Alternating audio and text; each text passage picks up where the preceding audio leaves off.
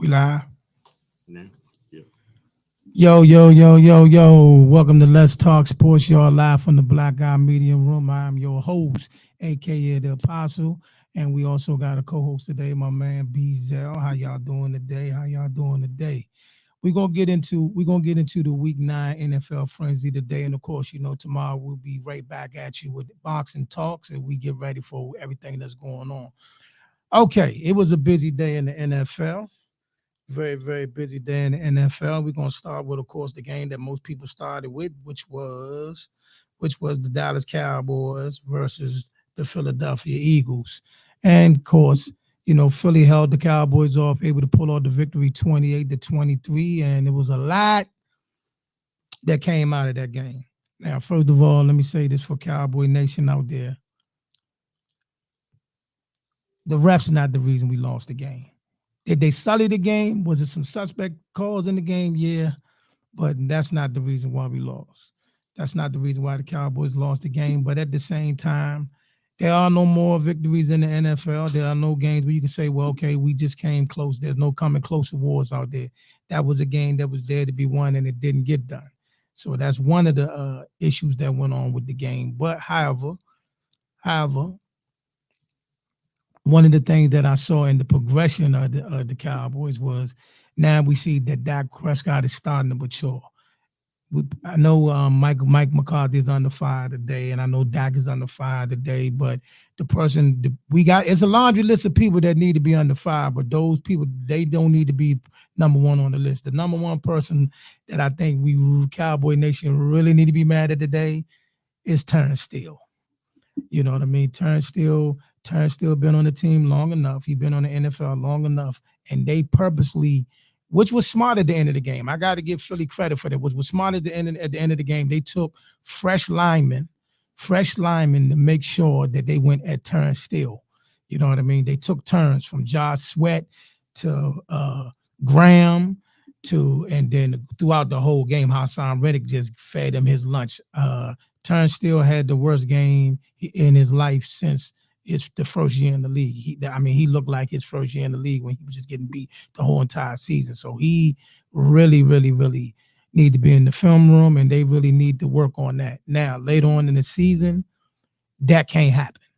You know what I mean? I'm not gonna make this a Dallas Cowboys show, but that's just something that it can't happen. Another person that need to be on the list today, Jordan Lewis.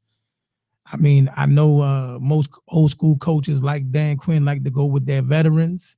They like to keep their veterans on the field, but it's time to really look at the Jordan Lewis situation. Whenever they needed a key third down, whether it was 3rd and 15, 3rd and whatever, it was 2nd and 25. Whenever they needed a chunk play, they went his way.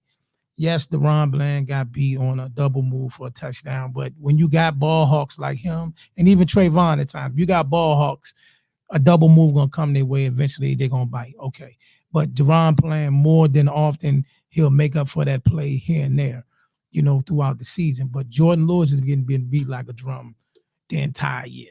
You know what I mean? That got to be addressed. I'm gonna keep saying this. Tell somebody in Cowboy Nation, hear me. It's time to put Israel Makumaka on the field. I'm tired of seeing that man dressed up in special teams plays. Put that man in the game. He played 2 playoff games last year. He guarded Chris Godwin in week 1, and then he guarded Debo Samuels in week 2. And he held his own in both them games. Why we're trusting Jordan Lewis like he just earned the right just to come back off injury and just get the spot without this young man even getting an opportunity is beyond me. But he need to be on the field, and not just for him. He need to help out Maurice Hooker, and he need to help out what's my man name, Donovan Wilson. But in all be all, Philly made more plays. They made the biggest plays at the end of the game, especially with 5. I think they got 4 sacks in the fourth quarter, and 4 sacks in the last couple minutes, and that was enough to get it done. What'd you think about that over there, my brothers? Let them hear what you talking about back there. What did you see? And maybe I'm missing something. I think Dallas played a good game plan. I wouldn't blame had a good game plan. I think, like you said, I don't know, something about the secondary I'm just not feeling. You know what I mean? I saw the secondary. Yeah, I just feel like I don't know. I expect more out of them. I expect more out of your secondary. I mean, your boy been gone for about what, like 3 weeks now, a month now, and they've been practicing together. I know they was playing. I know they was playing Philly and all, but I just feel as though like something's not just clicking with the secondary. That should be. I don't. I mean, let's be clear. All right, since he brought that up, this is the only time I'm gonna say this. They have not recovered from the loss of Trayvon, but that's no excuse about what happened yesterday or what's been happening all year. What needs to happen is this: since you did not go out in free agency and pick up nobody, like make a trade or anything like that before the trade deadline, you said you good with what you got on the team. Okay, I don't have a problem with that, but you have to use what's on the team. You have to use the resources that's allotted to you. You got Jordan Lewis out there who in today's game, in this time, in this, especially this time of the year, maybe what we seeing right now, you'll fix it as you go on. But right now, the issue is he's not a big corner, he's not a fast corner, and he has bad technique. So the issue is this: even if Israel Matumika and a couple of these other young corners have that same issue, what they make up for that he don't have is athleticism and speed. You have a 6'4" corner on the sideline. Yeah. Okay. You know what I mean? Use them. I mean, Philly targeted. Listen, you don't think it's a copycat league, right? Definitely, definitely. Right. You don't think they targeted him on third down? Who it didn't matter who it was. It didn't matter who the receiver was. They went to him. They made sure their best matchup was him, and they torched us. Well, let me ask you this: couldn't they mask that somehow? Send a cover on that side, put a cover, put a safety over the top. Could they? You know what I mean? All right, this is the thing. Jerron Curse, uh, Maurice Hooker, and Donovan Wilson. They're good players. They make plays, right? They're playmakers. Yeah. They playmakers. But what they're not is cover guys. See what I'm saying? So even with them back there, they're not covering the situation right. They're looking to make a big play. They're looking to make a big hit. They're looking to make an interception, and teams play for that. At the end of the day, you got other guys on the team with natural talent. Jordan Lewis need to be benched. And then next time in the game situation, even if you have to in the middle of the game, when you saw Terrence still getting beat like that later on in the season, if you got to take Tyler Smith and slide him over, or Tyron and slide him over the right tackle and put Tyler back at left tackle to try to cover it up. Now, we know Philadelphia has got killer guys in the middle, but I'd rather them take my chances with them going against Zach and somebody else versus you just sat there and let them tee off on that tackle. You know what I mean? What's up, Smoke With Me TV? This is NFL Talks. My man, Smoke With Me TV, tapping in. Make sure you check out my man podcast, because I know we got some big boxing stuff coming up too. He's normally with me, one of my partners in crime on the boxing talks. What's up with you? But like I said, man, we're not gonna spend all day on that one game. Man. But like I said, but let me ask you something. We're gonna get into it because I'm not a Dallas Cowboy fan, and I'm not a hater though. I want to know, playing Philadelphia, what did that say? What kind of statement did this game make at the end? Y'all got a lot more work to do, a little more work to do. Y'all not afraid of them boys? Did y'all make a statement to the world like, look, we here? What when you leave away from that game, what kind of statement was made, do you think was made to the NFL and to the world after that game was over? What may be new to everybody else, what was not a shock to me and what I already knew before the game. Now, what yesterday's game said, before we move on to the other game, what yesterday's game said was this. Yesterday's game said, look, bottom line, when it all come down, said and done, we can play with them boys. As a matter of fact, I think majority of the people around are going to pick us to beat them when they come to Dallas. Because I think I'm very confident the Cowboys will beat them in Dallas. But what that said yesterday was, if you want to be a Super Bowl contender and you want to be taken seriously, you got to win games like that on the road when they dare to be won. So that part of the team and that part of their journey is still off. You know what I mean? But it does say whenever, however, whatever, this is a team that we can go to war with, that the Cowboys can go to war with and potentially beat. But they got to be able to win it games like that on the road, and they haven't got to that level, which has been a problem for about 30 years. But we'll get in that at another time. And other news, I'm gonna start with Baltimore. There's other games that was big, but Baltimore 37-3 over Seattle. And to be honest with you, man, I don't know where they want to put Lamar Jackson in the MVP race, if at all. But I'll tell you what, Baltimore's made statements. Two teams from the NFC that people was riding high on a week or two ago ran into Baltimore and got bulldozed. You know what I mean? And bulldozed and grand fashion. You know what I mean? Okay, buddy. Okay, but they got bulldozed in grand fashion. I mean, that was Detroit. They went out there and got decimated. Seattle went out there, they got decimated. And I mean, and they did it in every phase. Like they took who's my fantasy running back. They took my fantasy running back, Walker, out the game. They shut down, but they did help me out though, because both of my opponents in both leagues, one had Tyler Lockett and the other had DK Metcalf. They took care of that for me. Shout out to Baltimore defense. You did that for me. But like Baltimore's, hey, I slept on Baltimore. I was one of the people like, man, when people was like Baltimore going like 13-3 or Baltimore gonna go like, you know what? I was like, man, they're gonna be all right, but I don't know about all that. But yes, Baltimore is definitely putting the smash down, and they definitely putting teams on notice. They definitely gonna be a contender in the AFC, which seems to be up for grabs. I mean, yes, Kansas, just like, this year's I'm gonna tell you something. On both conferences, this is gonna be a weird year. That the teams, it's gonna be a team that we least expected that's gonna either end up in the championship game or Super Bowl, because every team out there, regardless of the ones that's got the best records and all that, can be had. Kansas City can be had, bro.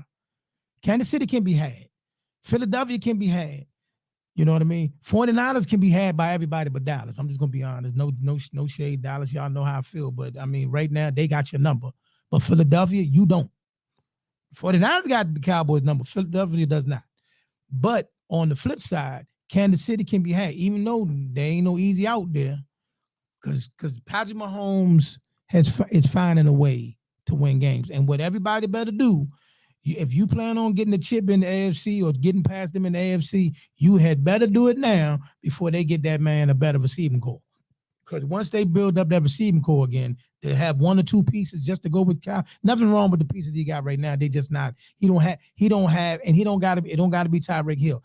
Yesterday watching that game against Miami, it was disgusting.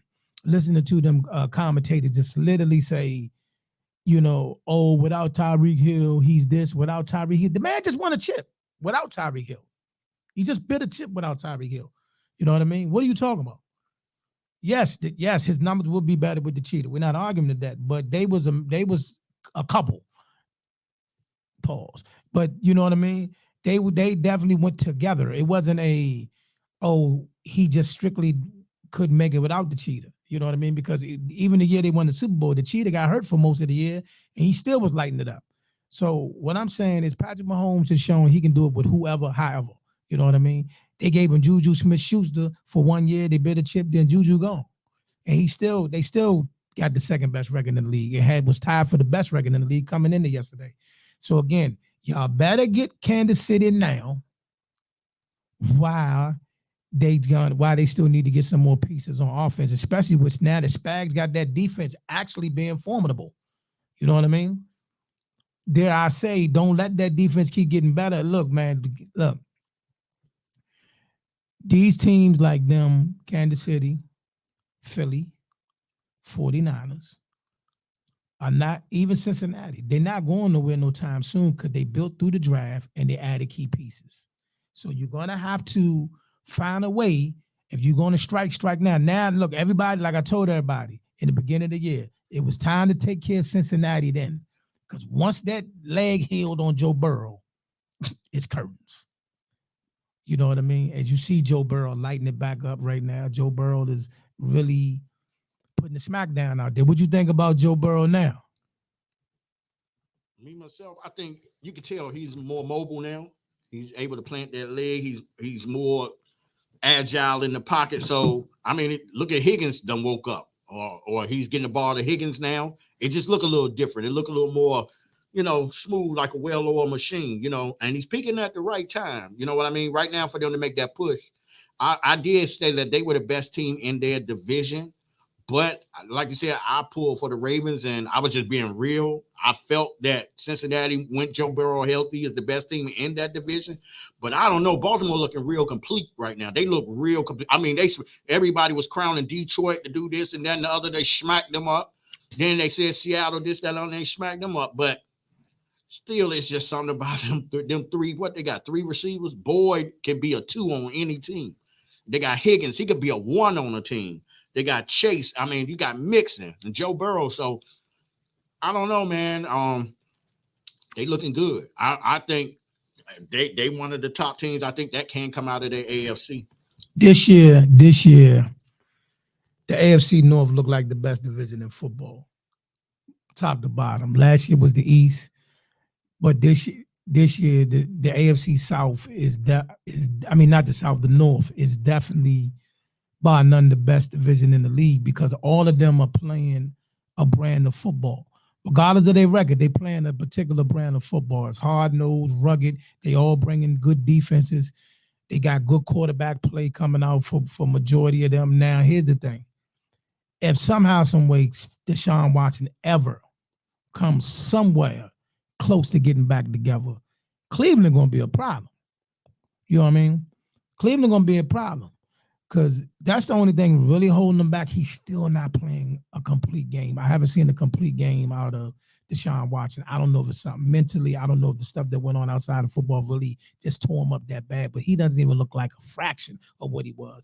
This boy was once one of the most incredible quarterbacks in the league. You know what I mean? I mean, could just effortlessly sling that football around. And I'm not understanding what the problem is. I'm not. You know what I mean? Understand the problem with what? With Deshaun Watson. Deshaun Watson threw 2 touchdowns yesterday. He was decent yesterday. He's been solid for the games that he played.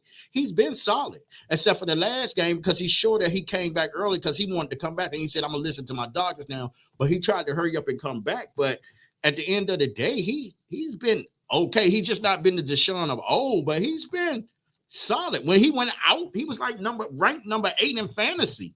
He was ranked number 8. I drafted that man. That man wasn't. I mean, listen, man, don't do that, man. I drafted him. I had to drop him. Don't do that. Yeah, because he got hurt. And he no, before he got hurt, I had to drop him. In fantasy, yes, I went to C.J. Stroud. Dog, I could pull it up for you.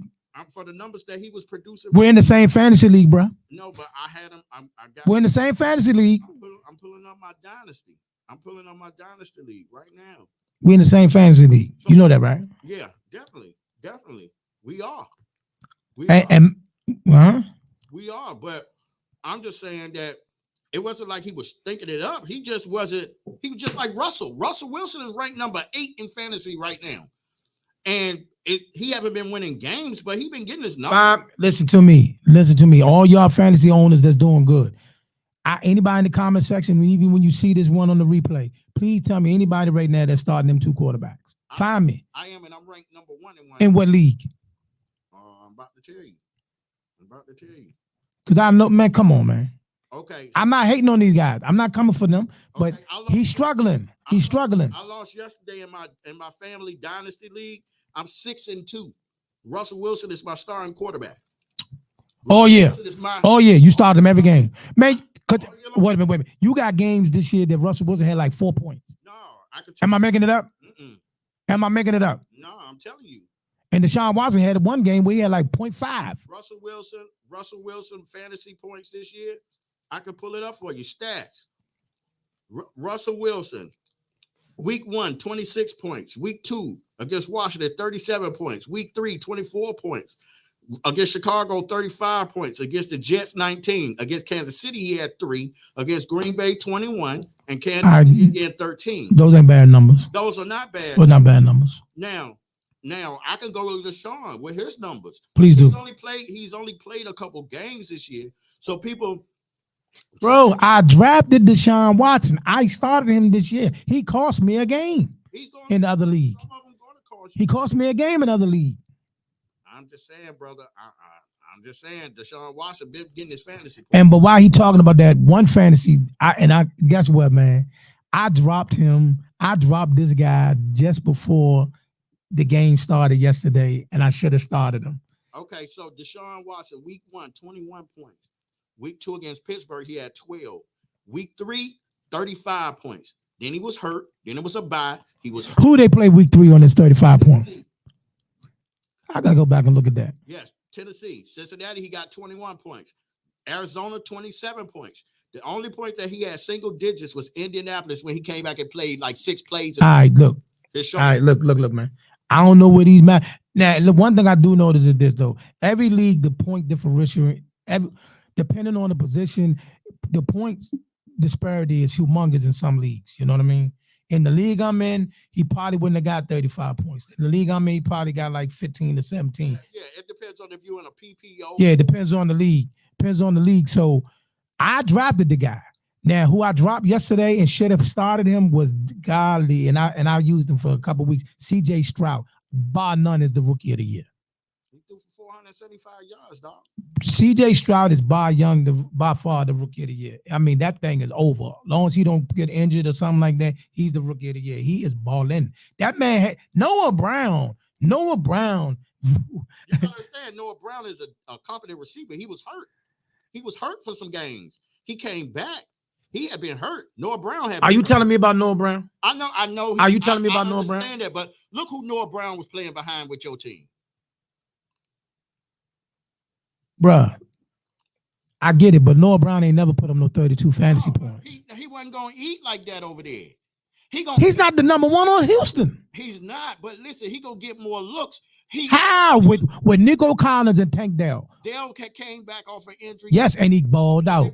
He balled out. They put Noah in. Everybody. What happened is if you know what Stroud does, he spreads the ball around. No doubt. He throws that pill. He spreads it. He throws that pill. Everybody, you eat, I eat, he eat. Look at Schultz coming up. Schultz eating. So let me ask you something next week. So who would you start?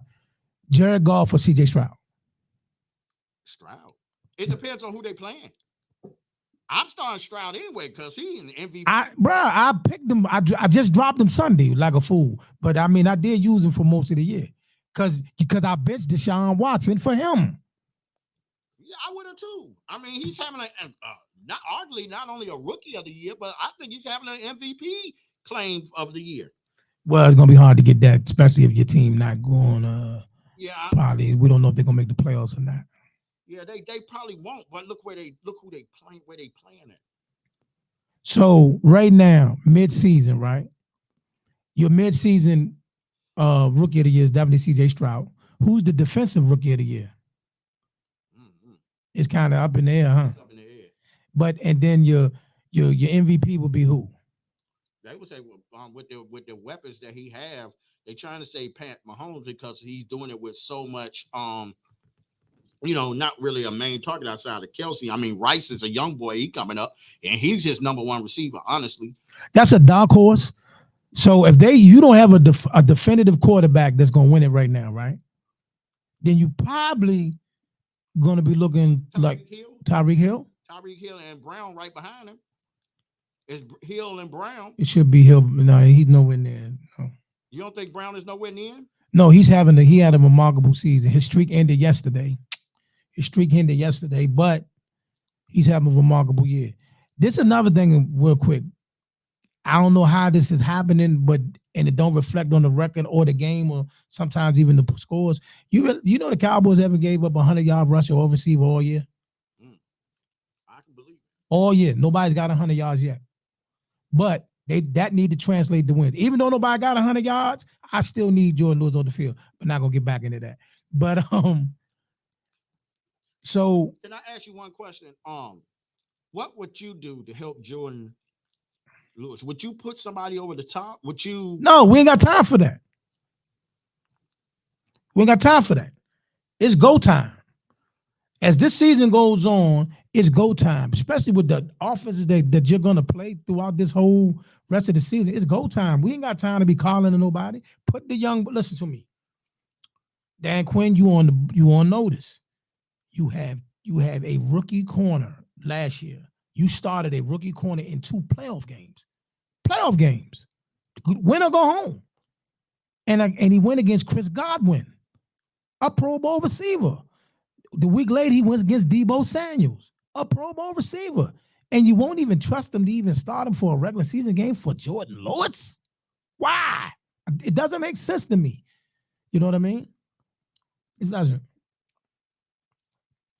Now, the commanders fought hard yesterday in absence of Montez Sweat and Chase Young.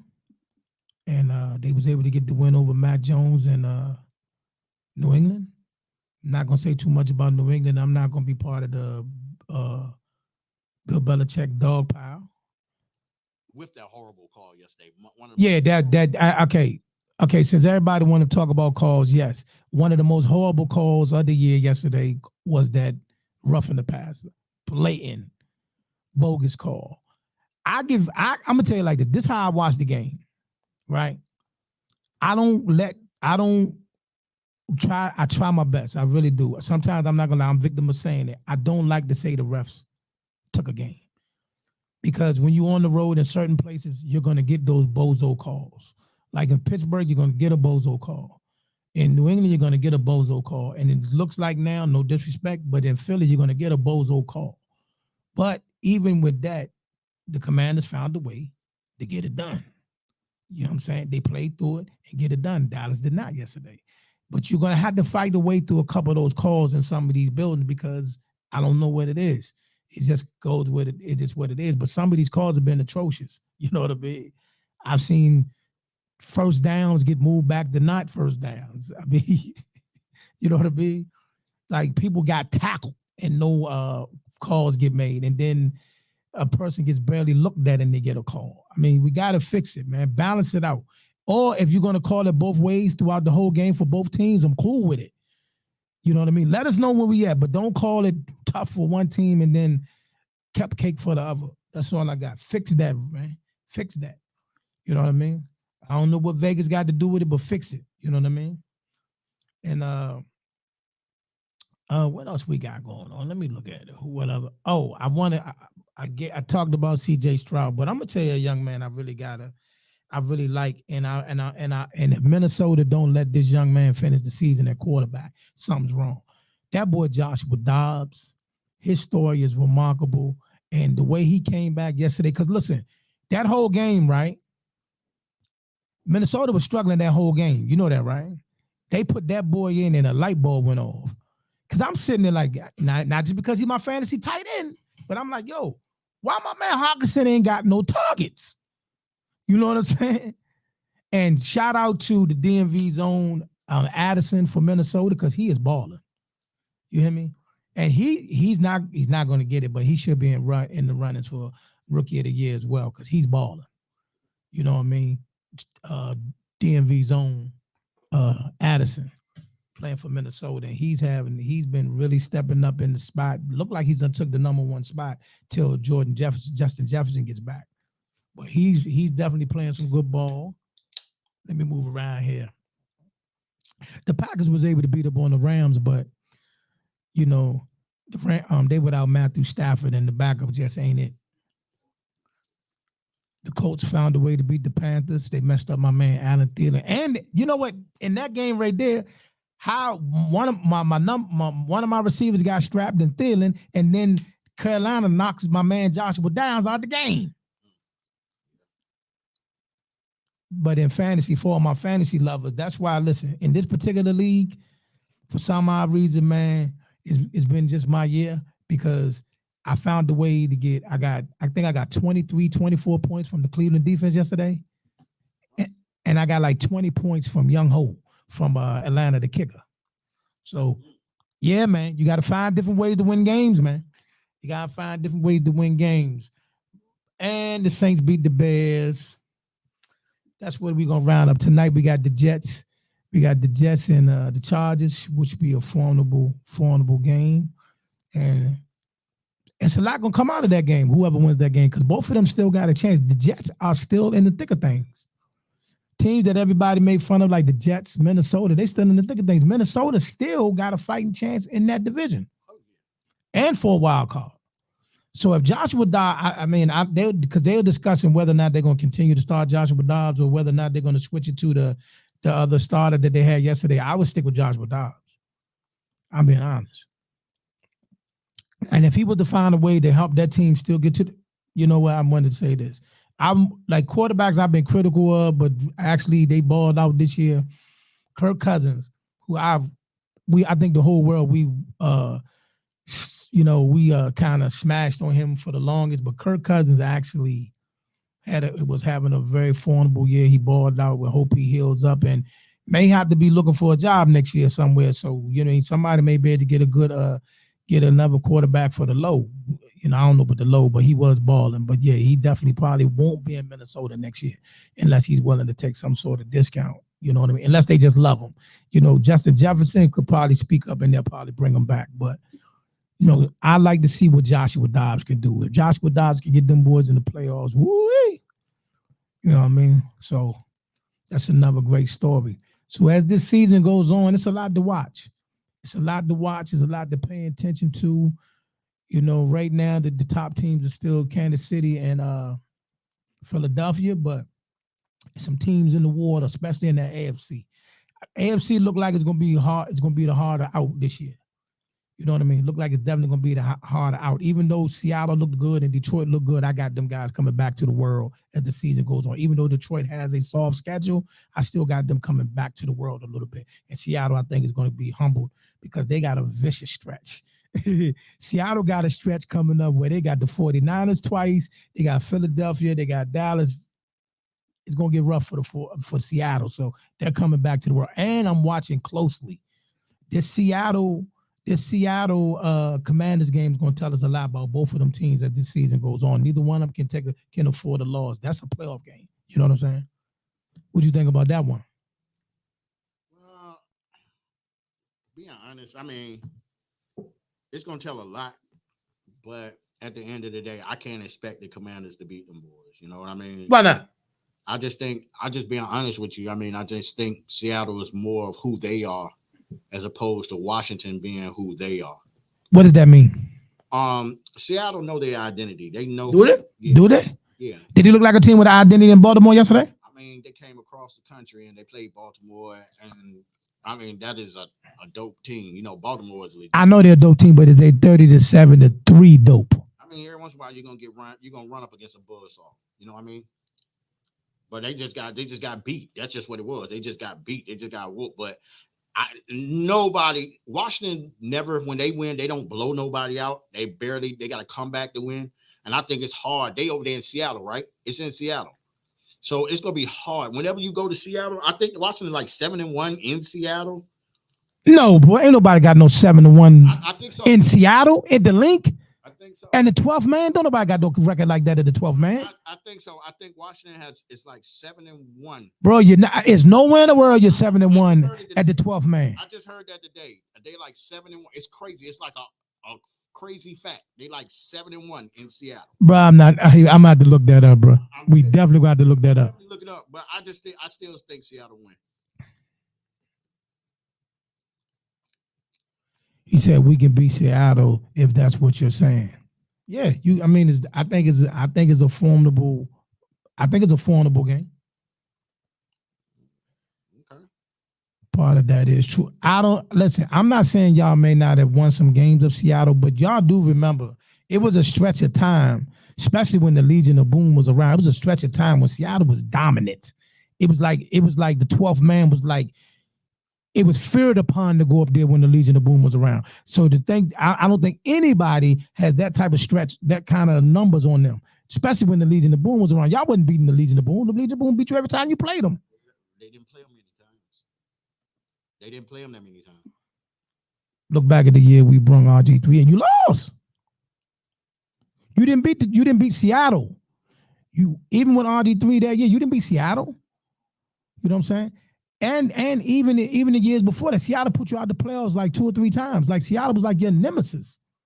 I'm not coming for the Commanders. Don't make me think I'm not up here bashing y'all. I'm not doing that. I'm saying Seattle put you out the playoffs multiple times. I'm not making this up. Am I? I don't know, dog. I'm just telling you what the. You know what? You know what? That's why we got Google. That's what we got Google for. I'm going to go to it now. Yeah, I'm telling you. I'm telling you what it is. I'm telling you. Washington beat Seattle like in the past. I forget. In Seattle. I'm talking about in Seattle. I think you lunching. I'm about to get to it though. Nah, you can pull it up later for your fans. You know. I'm gonna pull it up now. We not gonna let this go. I'm not letting this go. Okay. We not letting this go. So let's get to it. Seattle Commanders leads the series 13-9. Okay, that's 13-9. All right, and okay. The last time y'all played was in DC. No, you said record. We said record in Seattle. I'm going through them all. It ain't but 22 games. I'm going through it all. So the last time y'all played was in DC, you won. The time before that, they was in Seattle, you lost. The time before that, you did beat them in Seattle. And the time before that, you lost. No, hold on. Yeah, you beat them in Seattle. And the time before that, they beat you in DC. You lost to them. They came to DC and they beat you RG3 year. Oh, hold on, I'm looking at this wrong. This is Seattle. No, Washington Commanders. No, okay, hold on. And I'm telling you what it is, dog. You won twice. Like 71 in Seattle, dog. Nah, they beat you. They beat you in Seattle. No, you're not 71 because I'm looking at three times they beat you in Seattle right here. In the past, what? All right, okay, let's do it then. In 2020, they beat you. You beat them. They beat you here. In 2014, they beat you here. All right, so, and then in the playoff game, they beat you here. You beat them in Seattle in 2011 and 2008. Then they beat you in their house.